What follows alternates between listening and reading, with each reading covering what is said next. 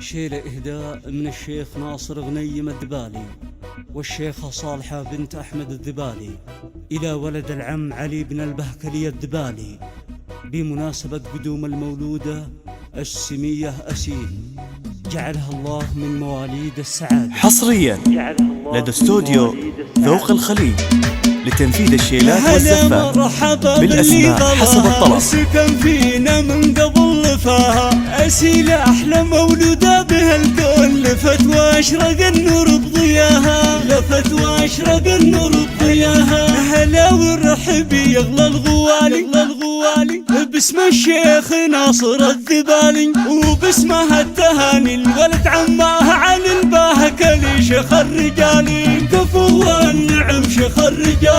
ومبروك يا علي وهني بجيات أسيل هدي الذبالي، سميات أسيل بنت ناصر ونعم الاسم والله ونعم فيه، بالأسماء حسب الطلب. اسم والله ونعم فيه. علي يا وريث الطيب كله وراس المعالي تستحله، يا رمز المراجل والشهامة، يا سيف على العاد نسله، يا سيف على العاد نسله. وفرحتنا في أسيل كبيرة أميرة سميتها الأميرة، عسى تطلع على السمية بحلاها وخصايلها الكثيرة، بحلاها وخصايلها الكثيرة. وأسيل بنت ناصر يا ما شاء الله تظاهر القمر هبه وطلع على الطيب والأدب والأخلاق. حصريا لدى استوديو ذوق الخليج لتنفيذ الشيلات والزفات بالأسماء حسب الطلب. صيته تعلى وبمدحي بأوفيته، رفيع المقام وشيخ قومه، وللضيف فاتح دوم بيته، وللضيف فاتح دوم بيته. على العز يا آل العقيل لكم شان وباع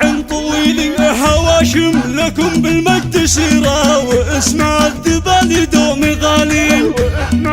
حصريا لدى استوديو ذوق الخليج لتنفيذ الشيلات والزفات بالأسماء حسب الطلب. وتقر فيها عين والديها ولك الحمد ويا الشكر.